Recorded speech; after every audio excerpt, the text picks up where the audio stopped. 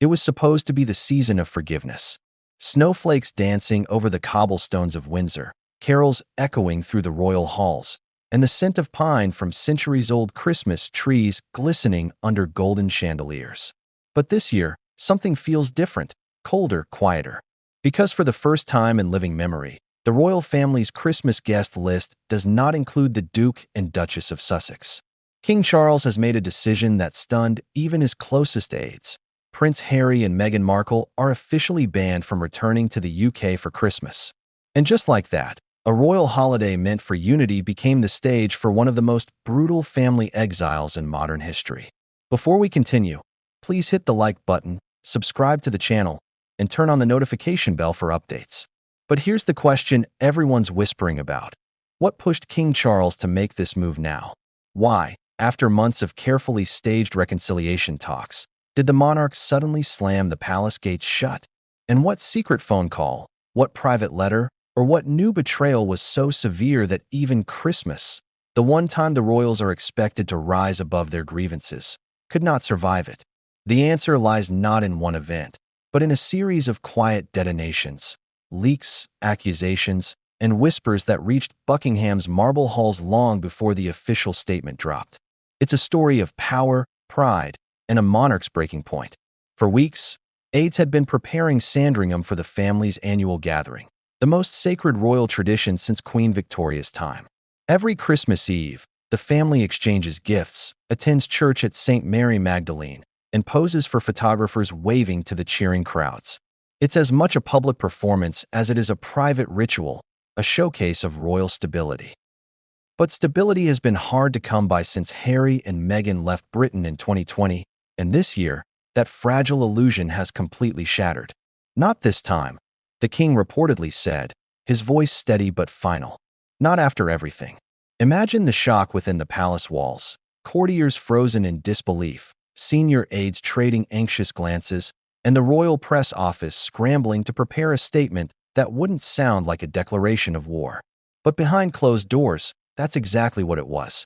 The official explanation was polite: scheduling conflicts, logistical concerns, private family decisions. But no one believes that. Insiders say the truth is far more explosive. King Charles is done with what he calls the Sussex circus. After years of public humiliation, explosive interviews, and veiled Netflix jabs, the king reportedly sees this Christmas as a line in the sand, a moment to reclaim his crown, his peace, and his family's dignity. And yet, this isn't just about royal pride. It's about a deeper betrayal, one that began long before Harry and Meghan moved to Montecito. Because according to multiple palace insiders, Charles recently received a disturbing private dossier, a collection of transcripts, recordings, and correspondence implicating the Sussexes in something that crosses far beyond family disloyalty, something that threatens the monarchy itself. But before we get there, let's rewind the clock, back to the moment King Charles first considered extending an olive branch. After Queen Elizabeth's passing, the nation expected unity. The world watched as Charles ascended the throne, a grieving son turned sovereign, holding his first Christmas as king. That December, he invited Harry and Meghan to Sandringham, a move hailed by royal observers as a step toward healing. But behind the cameras, Charles was deeply cautious. He knew every gesture would be dissected, every word leaked. Still, he tried. Sources close to Clarence House recall late-night phone calls. Charles wanted to believe his youngest son could come home again, one aide said. But every time he reached out, something would leak within 48 hours. It broke his trust completely. And when you're the King of England, trust is everything. But things took a darker turn this autumn. It started with a private letter Meghan allegedly sent to a senior royal, a letter that mysteriously found its way to a journalist just weeks later.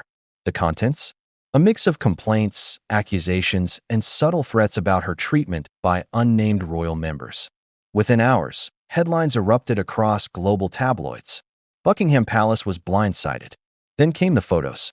Just days after that leak, paparazzi caught Meghan and Harry dining with a Hollywood producer rumored to be developing a new docu-series, one reportedly centered around life after exile.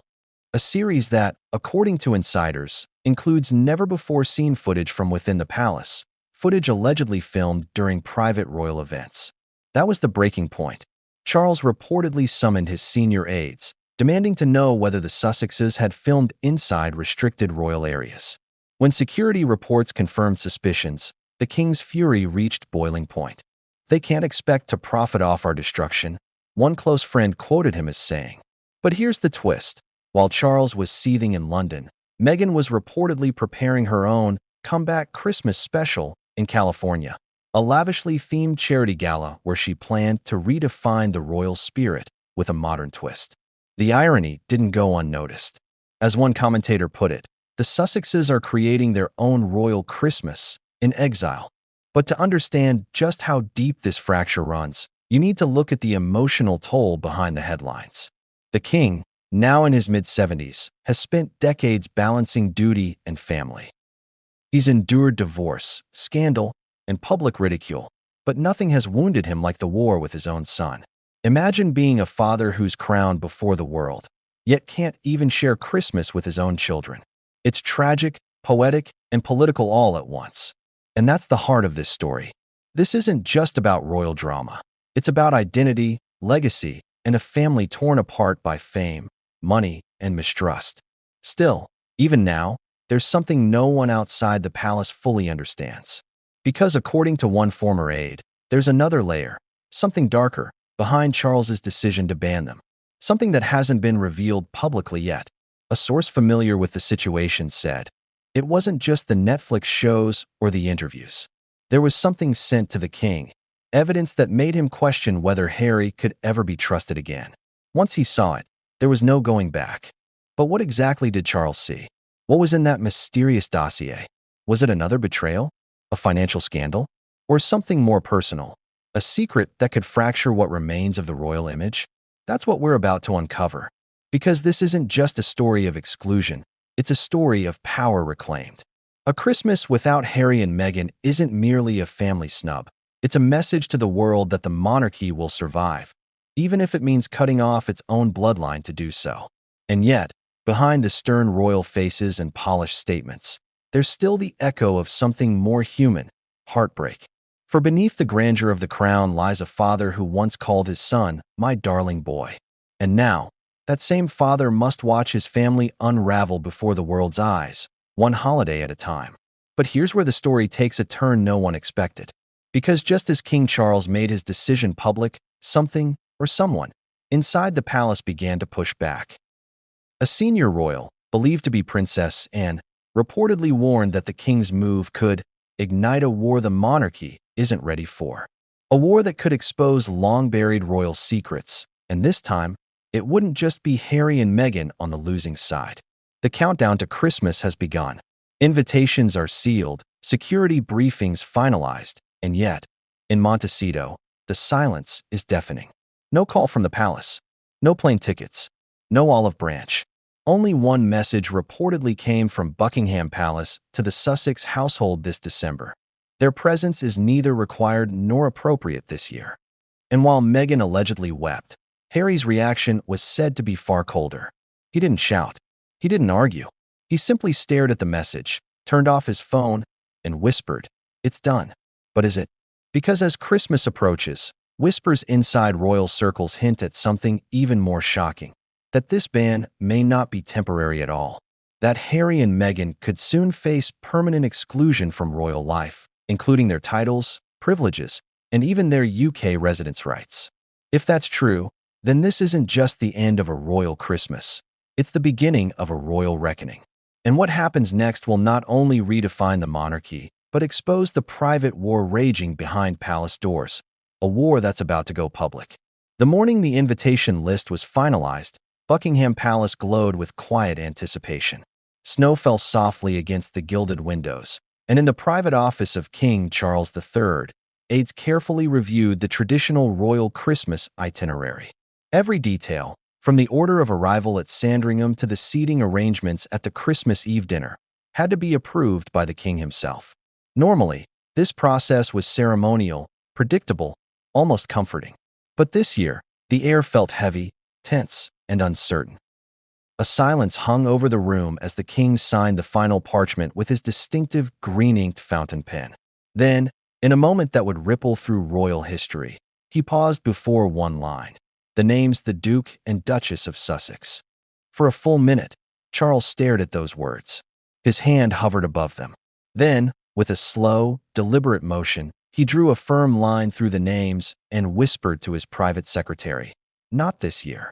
And just like that, the royal invitation that once symbolized love and forgiveness became a symbol of finality and exile. But how did it come to this? What led a father to erase his son from the family's most cherished celebration? To understand that, we have to go back a few weeks, to a morning meeting at Clarence's house that no one outside the palace was supposed to know about. It was late November.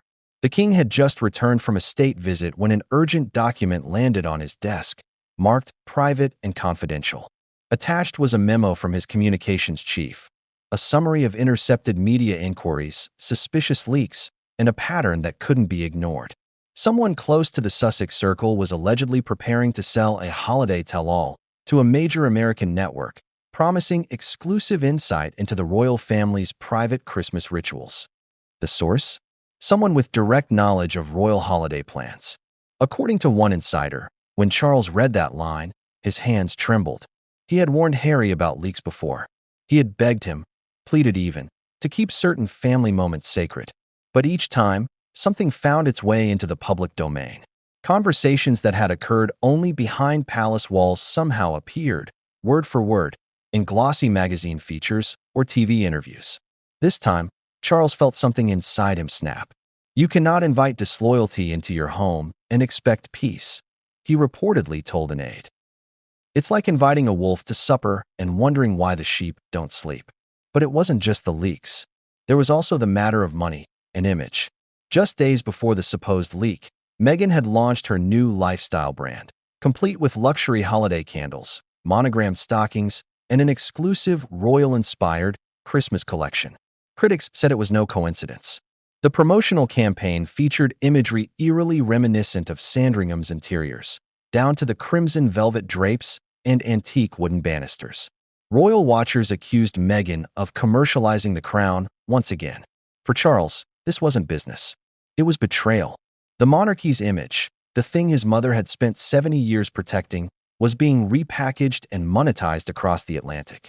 He feels they're trading on the family name while ridiculing it, one courtier whispered. He's had enough. But the decision to officially bar them from Christmas wasn't made in a single burst of anger. It was a slow, painful realization, reinforced by weeks of palace discussions, secret calls with senior advisors, and even an emotional conversation with Prince William, who reportedly told his father, "We can't keep pretending, Pa.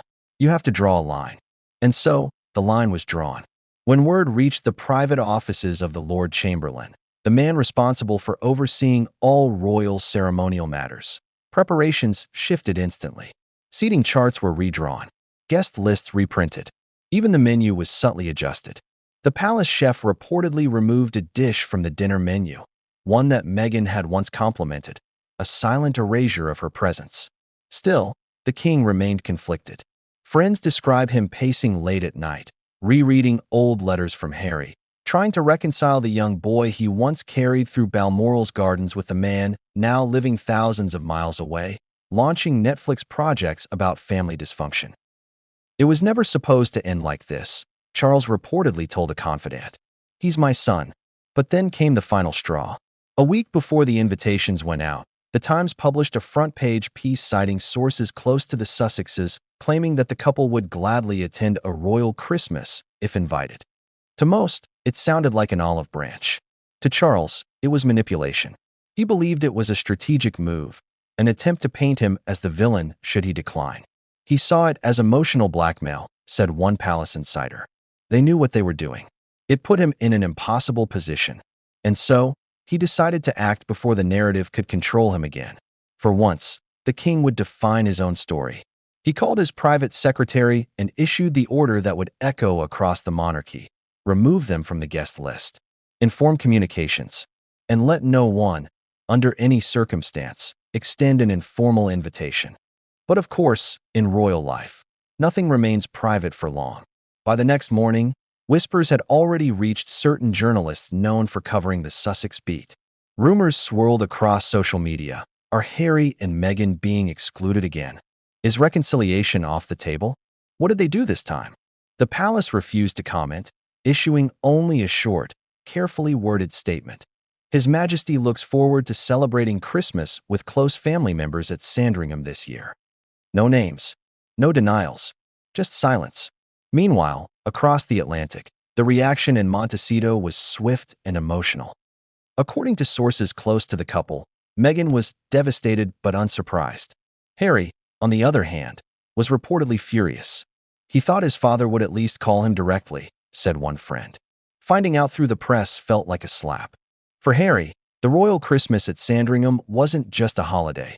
It was a memory, the one time of year the family would drop their public masks and share moments of genuine laughter. To be cut off from that was to be cut off from home itself. But what Harry didn't know then was that this exclusion wasn't about emotion, it was about protection.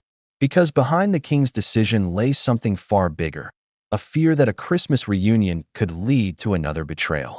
There were whispers, quiet, cautious, that a member of Meghan's new production circle had allegedly approached a UK contact, seeking background material on royal Christmas traditions. Emails were traced, names mentioned, and suddenly the palace realized this wasn't just a PR risk. It was a security one. According to one aide, the king feared that a simple invitation could turn into a trap, another PR ambush disguised as reconciliation. And so, the royal gate stayed shut. But even then, Charles's decision carried personal agony. In his private diary, one he keeps meticulously, the king reportedly wrote a short entry that week. A father's duty and a father's sorrow are not always aligned. For all his royal composure, Charles is still a man who grew up in the shadow of emotional restraint. His own mother, Queen Elizabeth, rarely showed vulnerability. But Charles has always been more sensitive, more emotional.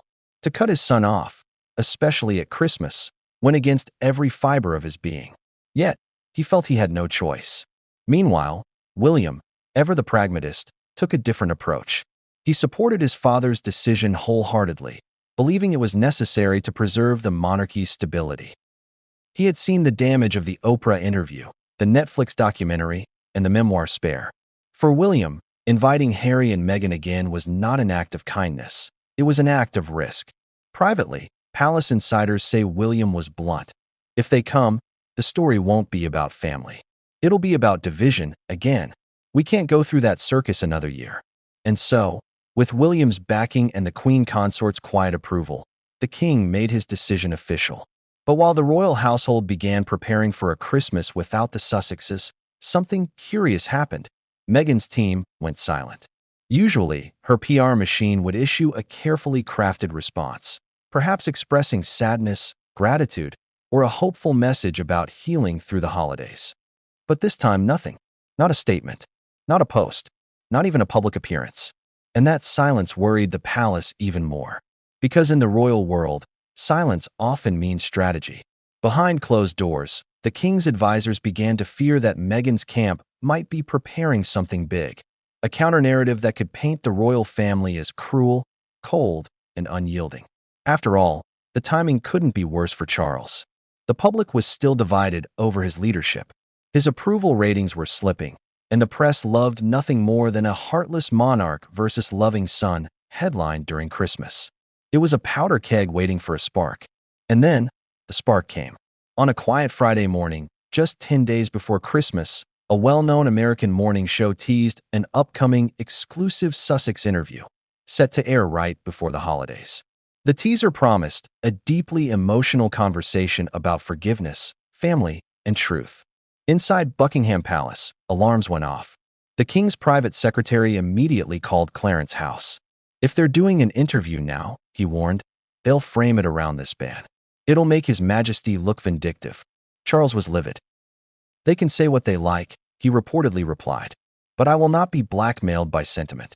That line, sharp, cold, and final, captured the king's mindset perfectly.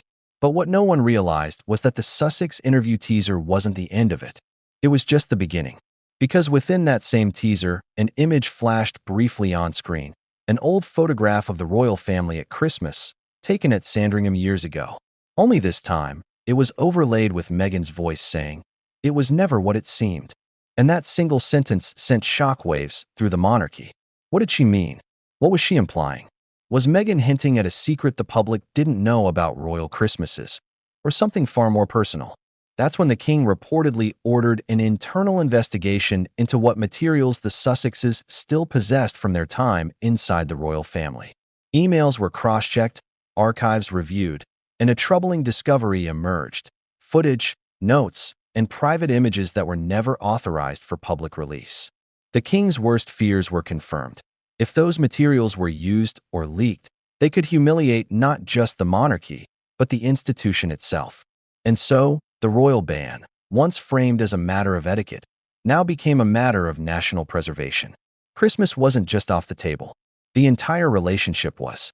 The Sussexes were officially out, and the monarchy was drawing its battle lines. But even as the palace locked down, one person wasn't entirely on board. Princess Anne, known for her blunt honesty, reportedly confronted her brother. "You may be protecting the crown," she said quietly, "but you're losing your son."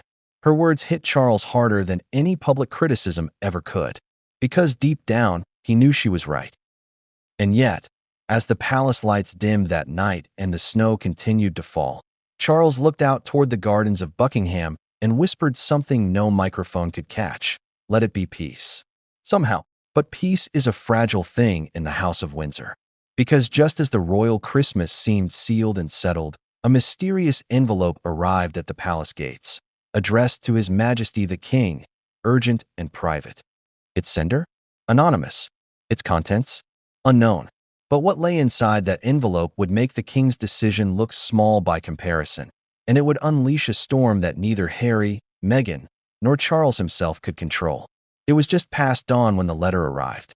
A cold mist rolled over the mall, and the guards outside Buckingham Palace stood motionless as the royal mail carriage approached.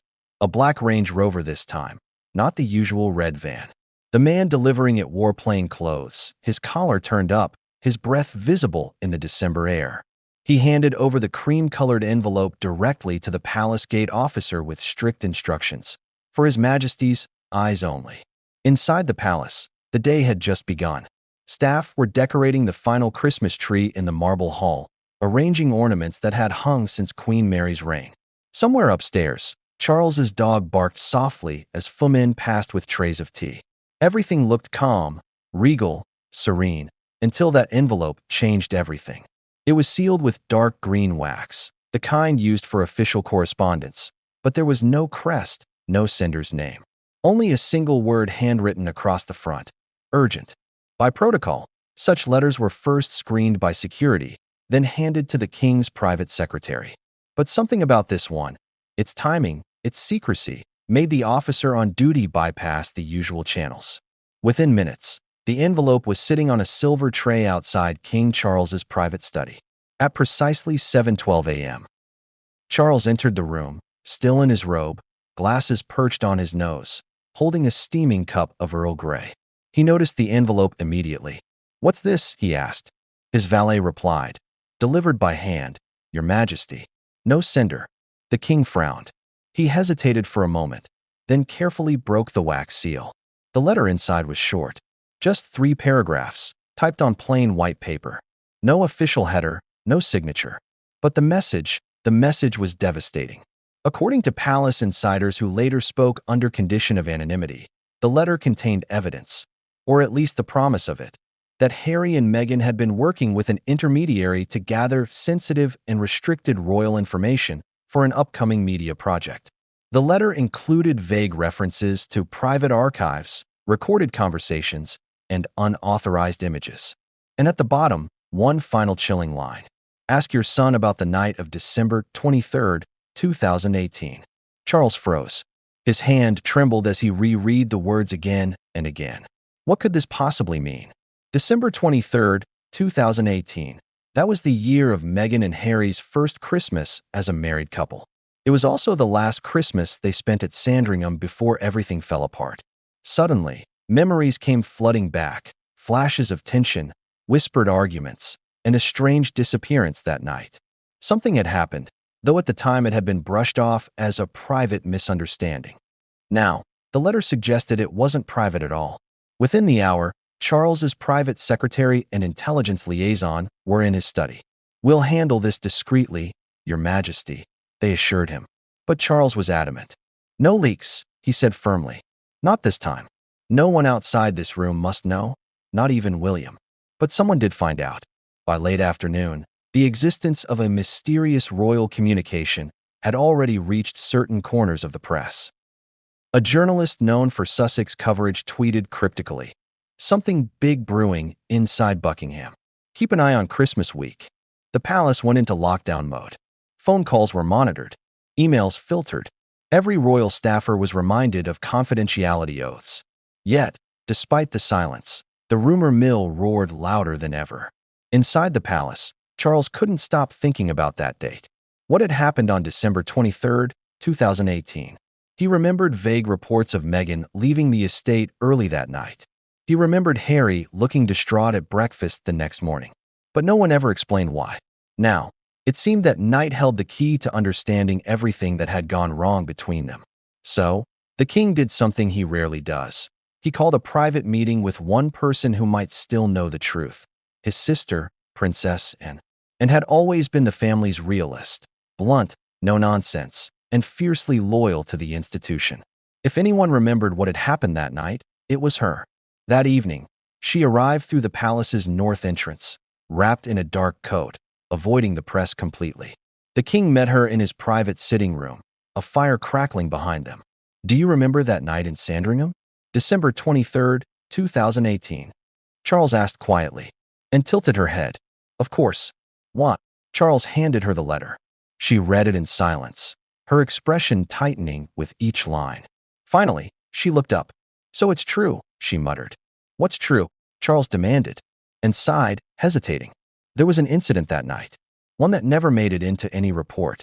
I didn't want to burden Mother with it at the time. But Meghan had a confrontation with one of the senior staff." The king leaned forward. "Confrontation?" She accused a member of the staff of leaking information to the press, and explained. It turned into quite the scene. Voices were raised. At one point, Harry intervened. Quite defensively, I might add. There were tears, shouting, and eventually, someone stormed out. Charles frowned. "Who?" Anne's eyes narrowed. "Meghan." Charles sat back in silence. The implications were enormous. Could that confrontation have been recorded? Could that night be the very event referenced in the anonymous letter? And continued, her tone lowering. There were rumors afterward that someone had indeed been recording, not officially, of course, but with a personal device. No one could prove it. The staffer in question left quietly a few weeks later.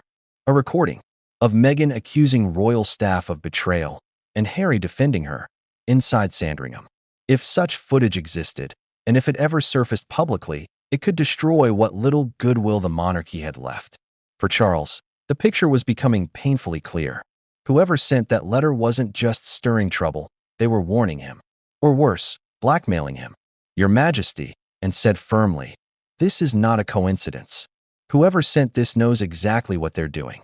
They're reminding you that the past isn't buried, it's archived." Charles stared into the fire, and they're threatening to unearth it. For the next several hours, the palace went into full crisis mode. Internal teams began reviewing archives, checking whether any footage, correspondence, or security reports from that week were missing. What they found was chilling. One log entry from December 2018, recorded by a now-retired security officer, referenced unauthorized movement near the family's private wing between 11 p.m. and midnight. The incident was marked resolved. No follow-up. It was as if someone had erased the rest. The king's face grew pale as the details emerged. "Do you think they still have it?" he asked his intelligence advisor. "Possibly," came the reply. "But we don't know who they are." But that wasn't entirely true. A separate team in the palace had been quietly tracking data patterns connected to Sussex-related media activity. According to one cybersecurity analyst, new files had recently been uploaded from a device once associated with a former royal employee, a device last logged in from California. That's when the room fell silent. California. Montecito. The implications were undeniable. Someone close to Harry and Meghan had something explosive, something tied to that night in 2018, and now they were threatening to reveal it. But the question haunting the king wasn't just what they had. It was why now? Why send this letter right after the Christmas ban? Why stir chaos when the palace had finally regained a semblance of control? Unless, of course, the timing was the message. By banning Harry and Meghan from Christmas, Charles may have unknowingly provoked a sleeping enemy, one who had been waiting years for the perfect moment to strike. As the evening grew darker, the king sat alone, staring at the letter under the flickering firelight. He thought about calling Harry, demanding an explanation. But what would he say? Son, are you secretly conspiring to release private recordings from Sandringham? It sounded absurd, and yet possible.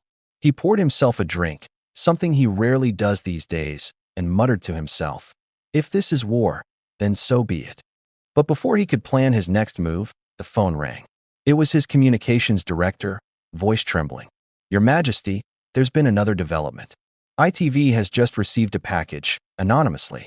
They're claiming it contains audio recordings related to the royal family's 2018 Christmas gathering. Charles's glass shattered against the floor. It's happening, he whispered.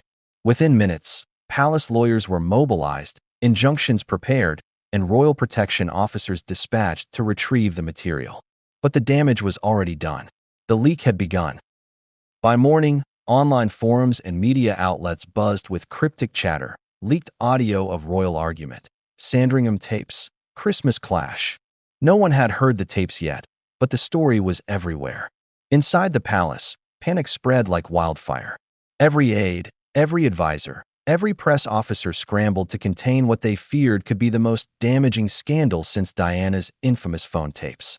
And in the middle of it all, King Charles sat silently in his study, holding the anonymous letter once more. At the bottom, he noticed something he hadn't before. Faintly visible under the printed text, a watermark. A crest. Not a royal one, but an American Networks logo. Someone in the entertainment world had orchestrated this. Someone with connections deep enough to access palace secrets, and daring enough to weaponize them. And yet, even that wasn't the most shocking part. Because attached to the letter, tucked behind the final page, was a small photograph. A photograph taken inside Sandringham House on December 23, 2018. Showing a reflection in a mirror. It was Meghan, holding a phone, recording. The king's breath caught.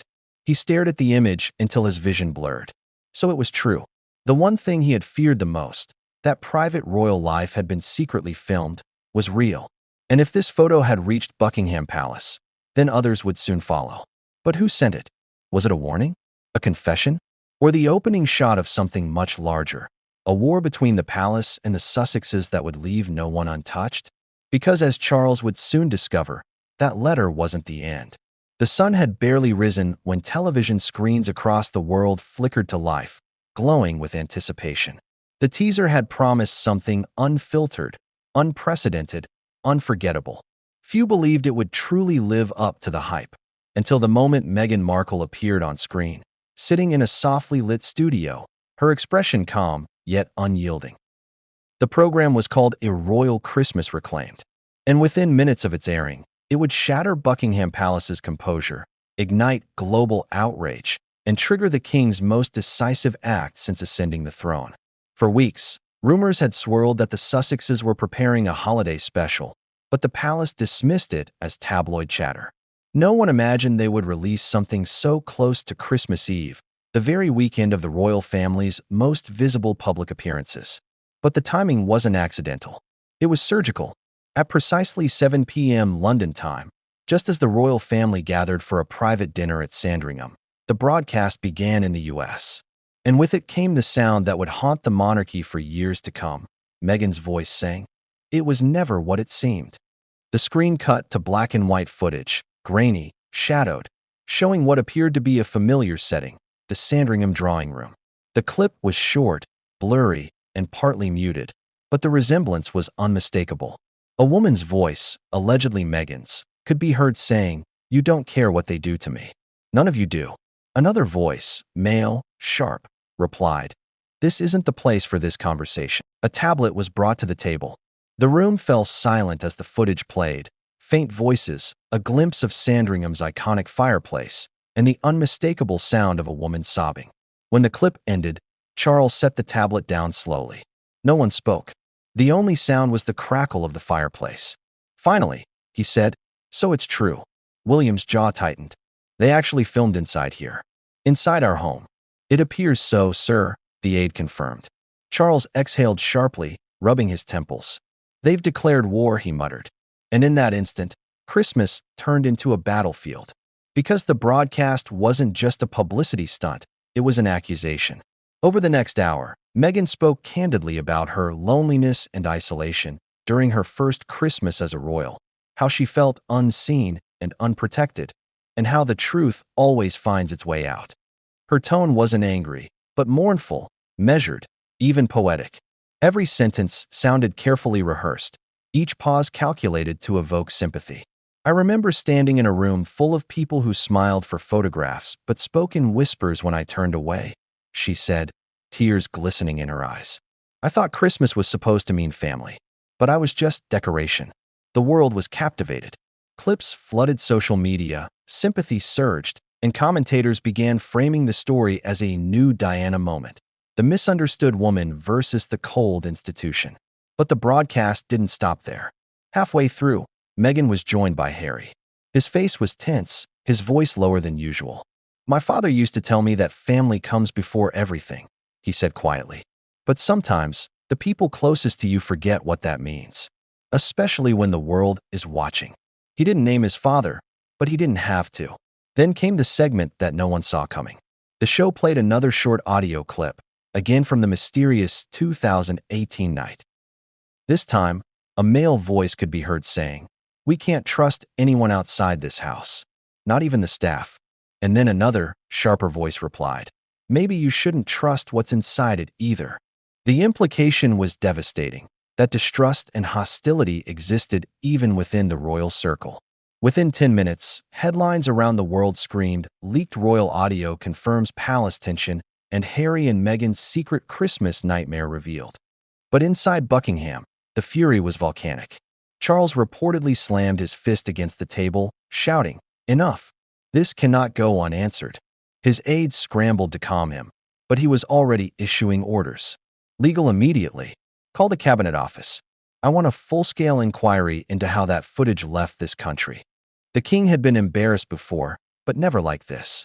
For the first time, the monarchy was being challenged not by politicians, not by tabloids, but by its own blood, in front of millions of viewers. And it wasn't just an image problem. If the clips were proven authentic, it could open the palace to scrutiny under privacy and security laws. "Do you realize what this means?" one advisor whispered. "If that footage came from within Sandringham, then someone breached royal security protocols." Charles turned sharply. "Or someone invited them to." That comment hung heavy in the room. For the next several hours, the palace operated like a war bunker. Lawyers drafted cease and desist letters. Royal Communications released a terse statement. "We do not comment on private family matters." And the palace press office worked overtime to monitor the global backlash. But the narrative was already out of control. Public sympathy leaned toward the Sussexes. Viewers described the broadcast as heartbreaking, courageous, and a message of healing. In Montecito, however, sources said the mood was strangely somber. Despite the broadcast's success, Harry was reportedly uneasy. He didn't want it released like this, one friend confided. He agreed to the project months ago, but the final edit was out of his control. When he saw how the footage was framed, especially that audio clip, he realized it would burn every bridge left. Meghan, on the other hand, believed it was necessary. "People deserve the truth," she allegedly told a close friend. But what she didn't know was that Buckingham Palace was already preparing its counterattack, and this time, it wouldn't be emotional. It would be legal. By Christmas morning, the palace had filed an official complaint with the UK Information Commissioner's Office, alleging unauthorized use of restricted imagery obtained within a royal residence. At the same time, the King's legal team began drafting letters to the streaming network responsible for airing the footage. But the King wanted more than legal action. He wanted accountability. He demanded a private audience with his top intelligence advisor and ordered a full investigation into who helped facilitate the recordings and how they reached an American studio. What they uncovered shocked everyone. Through encrypted metadata and transmission logs, the palace traced the origin of the leaked footage not to California, but to a private intermediary in the UK. Someone with access to Sandringham's archival materials. Someone still within the royal system. The discovery sent a chill through the palace corridors. The king's voice trembled with anger. "You're telling me there's a traitor in my house?" The advisor nodded grimly. "Yes, Your Majesty. And they've been here for years." That revelation turned a media scandal into a royal espionage thriller. Suddenly, every staff member who had ever served the family during that Christmas was under suspicion. Background checks were reopened, digital archives reviewed, and dozens of internal interviews conducted under confidentiality. But one name surfaced repeatedly. A former assistant who had quietly left her post in early 2019, moving abroad under mysterious circumstances. She had been close to both Meghan and the palace press office. She also had unrestricted access to royal schedules and private quarters. Her name was reportedly Olivia Linton. And according to a palace insider, she wasn't just a staffer. She was allegedly the link between the Sussex circle and the media producers behind A Royal Christmas Reclaimed. When Charles saw the report, his face drained of color. "Find her," he said. "I don't care how long it takes." But by then, Olivia was already gone. Her last known location was Spain, where she had reportedly withdrawn large sums of money and disappeared. Some suspected she was paid off. Others believed she fled in fear. But either way, she had left behind one digital trail that would change everything. A series of encrypted emails sent to a Montecito-based production company weeks before the broadcast. One of those emails contained an attachment labeled Truth_2018 MOV. The palace had found the smoking gun. As lawyers scrambled to build their case, the king called an emergency family meeting, the first of its kind since the Sussexes' departure. William, Camilla, Princess Anne, and a few trusted advisors gathered in the blue drawing room. Charles stood before them, holding the anonymous letter from earlier that month. "It started with this," he said quietly, "and it ends with us. This cannot, will not, happen again." William spoke up, frustration edging his voice. "We've tried silence. We've tried compassion. We've tried restraint. None of it works. It's time to act like the crown demands, not like grieving parents." Camilla nodded. "The monarchy must be protected, Charles, even from itself." The king said nothing. He walked slowly to the window, watching the snow fall across the gardens. Finally, he whispered, "Then so be it." The next day, the palace announced the most controversial royal decision in decades: a complete suspension of the Duke and Duchess of Sussex's remaining royal privileges. No security coverage during visits to the UK, no access to royal residences, and, perhaps most shockingly, a formal review of their titles.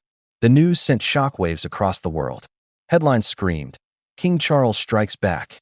Crowds outside Buckingham split, some cheering, others accusing the king of cruelty. The Sussexes spokesperson called it vindictive and politically motivated. But the king stood firm. They wanted independence, he told his staff. Now they'll have it. What he didn't realize, however, was that the story was far from over. Because while he moved to strip them of royal privileges, a far more dangerous story was about to break. One that would challenge not just Harry and Meghan, but the integrity of the crown itself. For in the shadows of the media storm, an investigative journalist in London was preparing to publish something far more damning than leaked audio or holiday broadcasts. A secret report that would reveal why Meghan had felt compelled to film that night in the first place. And when that report surfaced, it would unravel everything the king thought he knew about loyalty, betrayal, and truth.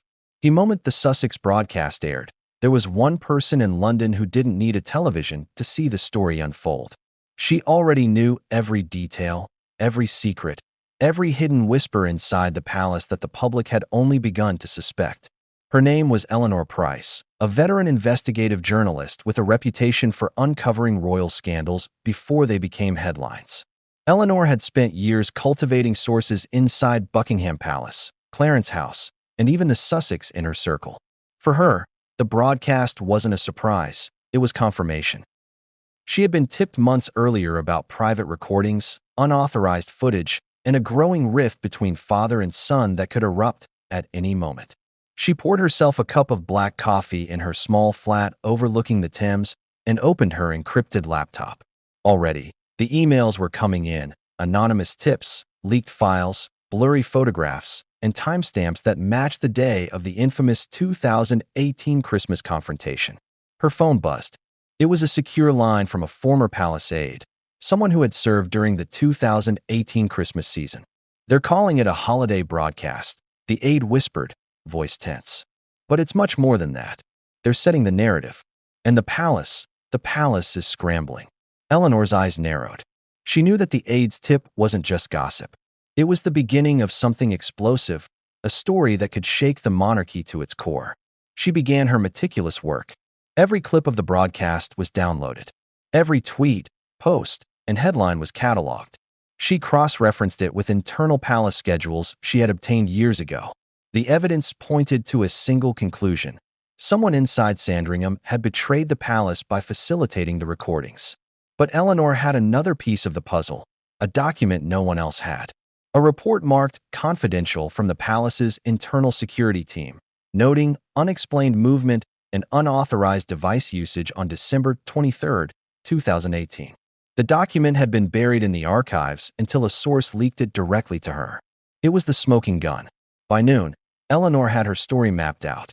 It wasn't just about the broadcast or leaked audio.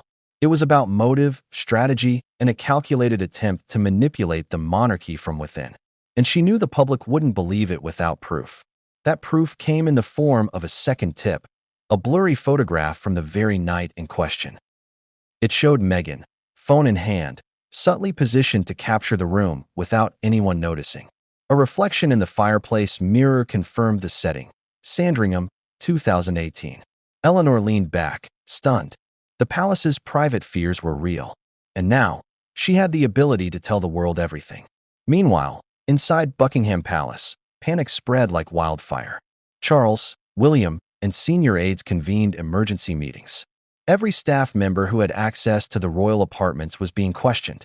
Security footage was reviewed, emails decrypted, and phone records cross-checked.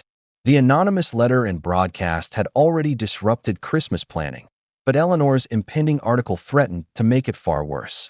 Her connections meant she could publish it within hours of verification, and the palace had no way to stop her. Charles felt a chill. For the first time in decades, he realized that control wasn't in his hands. The monarchy's image, painstakingly built over generations, was teetering on the edge of disaster.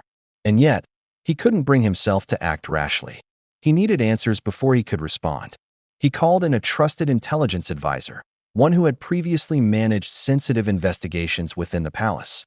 "Find her," Charles commanded, not to intimidate, but to understand what she knows, and who's feeding her information. The investigation into Eleanor Price was swift and discreet.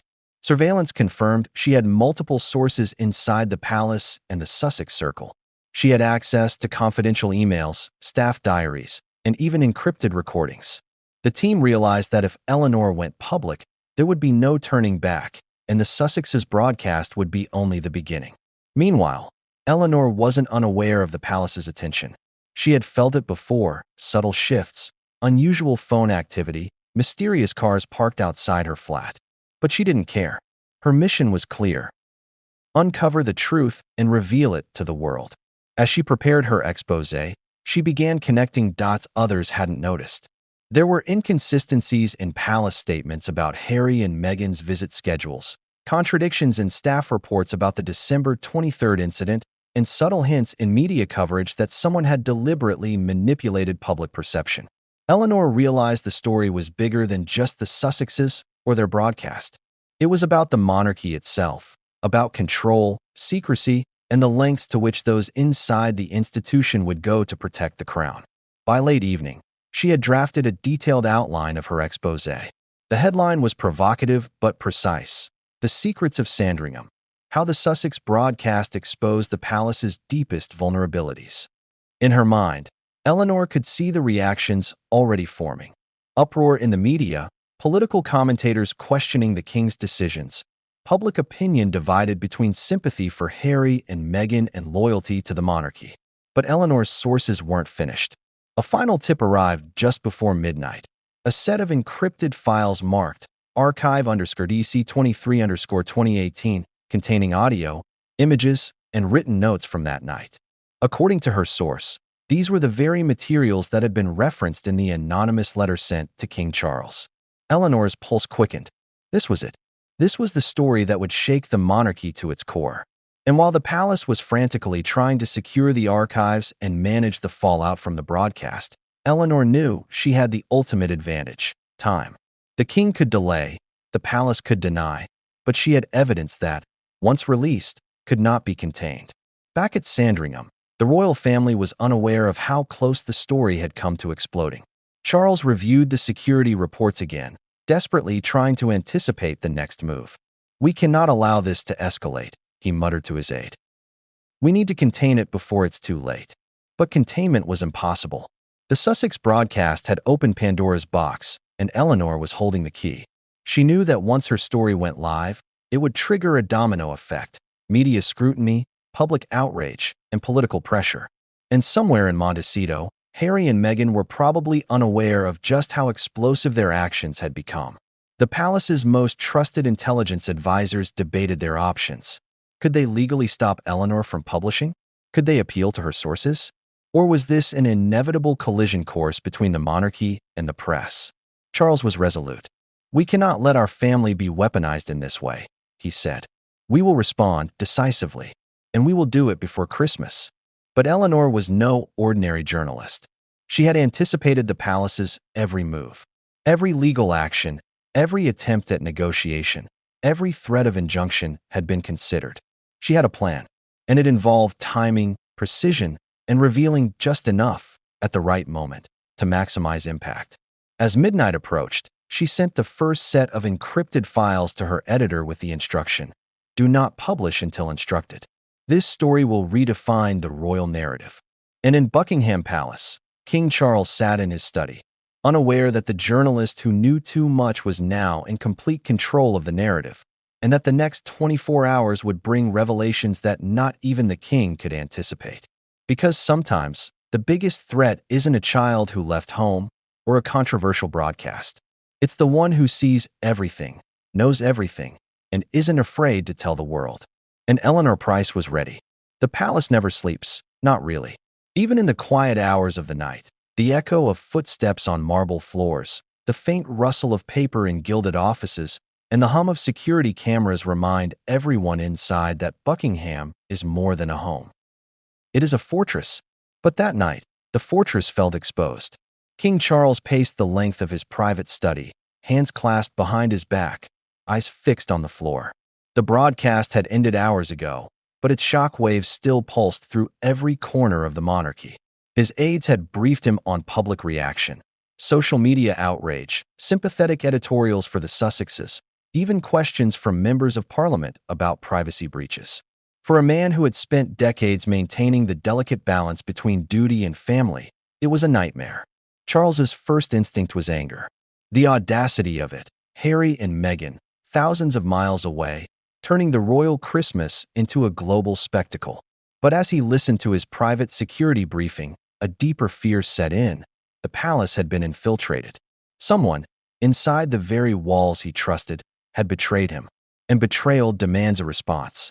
By 2 a.m., an emergency council convened in the Blue Drawing Room.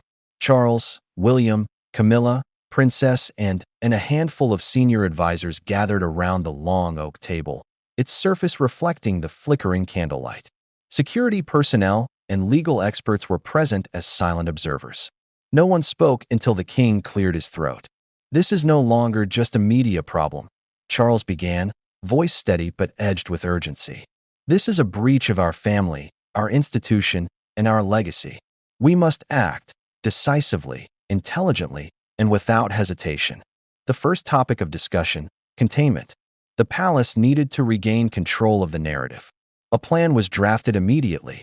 Legal teams were instructed to prepare cease and desist letters, not only for the broadcast network, but also for any journalist or insider who might attempt to release additional footage. At the same time, the king ordered a review of all security protocols at Sandringham, Clarence House, and Buckingham itself. Every camera, every entry log, every access card to be examined for signs of compromise. But containment was only the beginning. Charles was aware of the media's tendency to seize on narrative holes, to turn silence into speculation. He needed a proactive strategy, a countermove designed to remind the world that the monarchy, though human, was not powerless. Princess and, as always, was blunt. Legal threats and security audits will not change the public perception, she said. We need clarity, transparency where possible, and a message that reasserts authority. Otherwise, this spirals. William agreed, his tone measured. Public confidence is fragile. We can't allow this to become a story of cruelty versus victimhood. We must project order, stability, and legitimacy, even if privately we are furious. Camilla, ever the diplomat, added, we must be careful. The media loves to paint this as family versus institution. We need to ensure that doesn't happen. We cannot inflame the narrative further, but we must demonstrate that this kind of manipulation has consequences. The room fell silent for a moment as the weight of the situation settled in. Charles's mind raced. His first thought was Harry, his son, the boy he had once carried across the gardens, the boy he had once whispered bedtime prayers to. Now, thousands of miles away, Harry was orchestrating chaos against the very family that had nurtured him. The second thought was Meghan. Calm, calculated, and strategic. She had always been the orchestrator, the tactician, the public face of controversy. And now, she had weaponized the king's deepest vulnerability, family. The advisors presented their first line of response. The palace would release a controlled statement, carefully worded to avoid public escalation while signaling that the monarchy was aware of breaches in protocol. Security teams would initiate a trace of the footage, including metadata analysis, IP tracking, and forensic examination of the original files. At the same time, a confidential internal audit of staff who had access to the royal apartments during the 2018 Christmas season would begin immediately. But even as the plan unfolded, the king knew that the most difficult part would not be legal or logistical. It would be emotional. This was family. This was betrayal. And this was Christmas. Charles summoned his private secretary. I want daily updates. Every lead. Every discrepancy. And I want full transparency about who knew what and when. This isn't just about the Sussexes. It's about protecting the institution. And that means no one is above scrutiny. Meanwhile, the palace communications team began crafting messaging for the public. The challenge was monumental. How do you maintain the dignity of the monarchy while facing a global broadcast that portrays your family as oppressive? How do you assert authority without inflaming public opinion further? One aide suggested a subtle approach. Emphasize tradition, the sanctity of private family gatherings, and the monarchy's historical continuity. Another proposed highlighting Harry and Meghan's voluntary departure from royal duties as evidence that they had chosen distance, and therefore could not dictate family protocol. The king nodded, weighing each option carefully. We need a balance, he said. Firmness without vindictiveness. Authority without cruelty. The people must understand that this is about respect, for tradition, for privacy, and for the crown itself. And yet, even as strategies were formed, Charles couldn't shake a nagging thought. The person who leaked the footage, the individual who had set this in motion, remained unknown. They could be anywhere, inside Buckingham, still working in the palace, or abroad, connected to the Sussex circle. The intelligence team intensified their efforts. All digital communications were monitored, encrypted files analyzed, and palace access records meticulously cross-referenced. Phone records, emails, and even financial transactions were investigated. Every lead pointed to one uncomfortable truth. The palace's inner sanctum had been infiltrated. Charles understood the stakes. This wasn't just a family matter anymore. It was a test of his reign. The monarchy's credibility was on the line. If the Sussexes' narrative dominated the public conversation, the institution itself could appear weak, indecisive, or divided. And that was unacceptable. By mid-morning, the palace had decided on its next step, a dual approach. First, legal intervention, injunctions, demands for cessation of dissemination, and direct inquiries into the production company responsible for the broadcast. Second, a targeted information campaign, carefully timed disclosures, behind-the-scenes clarifications, and selective leaks to trusted journalists to frame the story in the monarchy's favor. Charles also considered a personal approach. He debated reaching out directly to Harry, a private conversation, one that might offer clarity or negotiation. But Anne's warning echoed in his mind. Do not underestimate them. This isn't reconciliation. This is strategy, and they play to win. Even within the palace, opinions varied. Some argued for restraint, suggesting the public might sympathize if Charles appeared too heavy-handed. Others advocated immediate, decisive action to prevent further damage. Every advisor understood one thing: miscalculation could be catastrophic. Meanwhile, Montecito remained a mystery. Charles had no insight into Harry and Meghan's next moves. Would they double down with more broadcasts? Release additional evidence? Or would they retreat, allowing the palace to regain control? The answer mattered.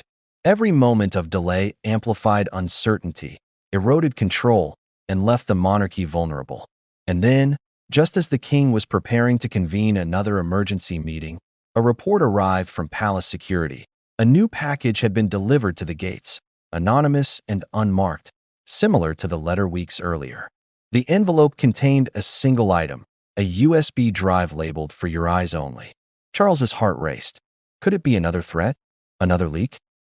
Or was it something meant to negotiate, to manipulate, or to expose secrets even more damaging than the broadcast? He knew one thing with certainty: the palace's retaliation had just begun, and this time, it would not be a passive response. Because if Harry and Meghan thought they could broadcast their narrative without consequence, they were about to learn the true meaning of royal authority. The envelope arrived at Buckingham Palace in the gray light of a winter morning, silent and unassuming. Just a plain white envelope with nothing but a small, handwritten note: "For your eyes only." Inside lay a single USB drive, black and glossy, almost innocuous in its simplicity. Yet in the palace hierarchy, it was a potential weapon of unparalleled consequence.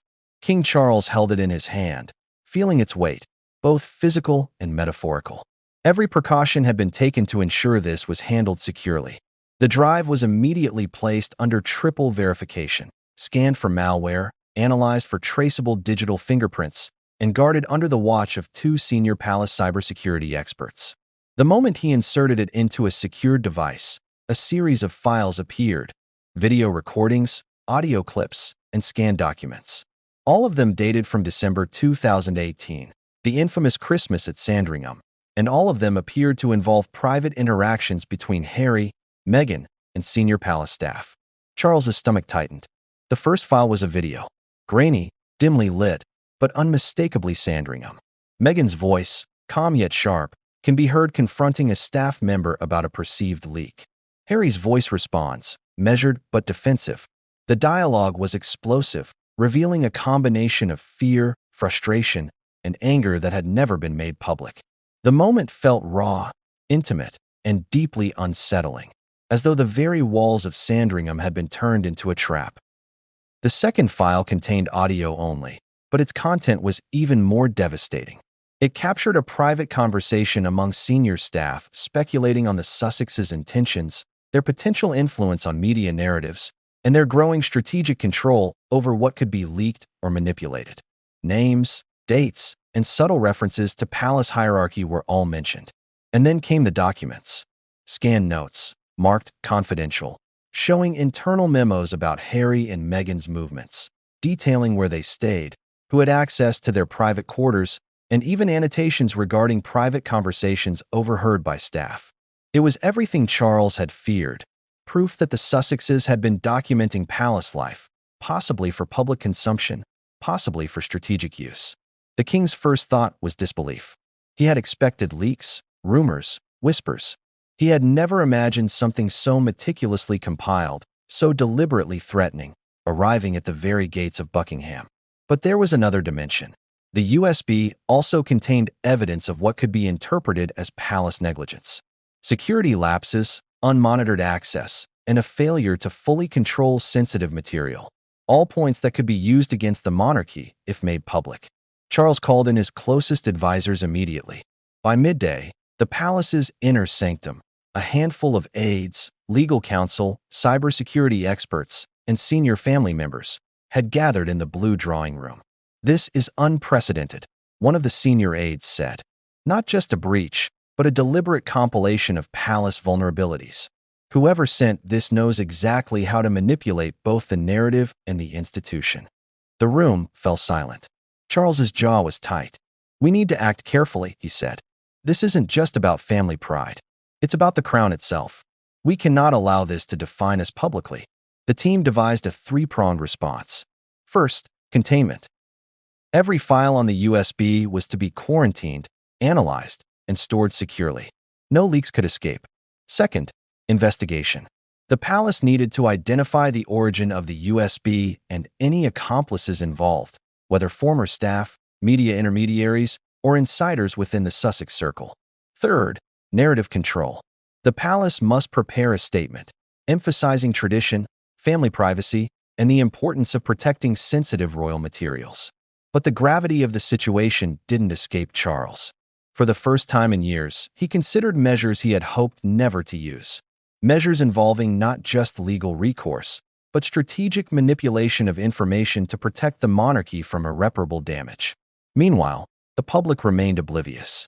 The Sussex broadcast had already dominated headlines, and speculation was rampant, but no one knew the full scope of the USB. The palace planned to keep it that way, for now.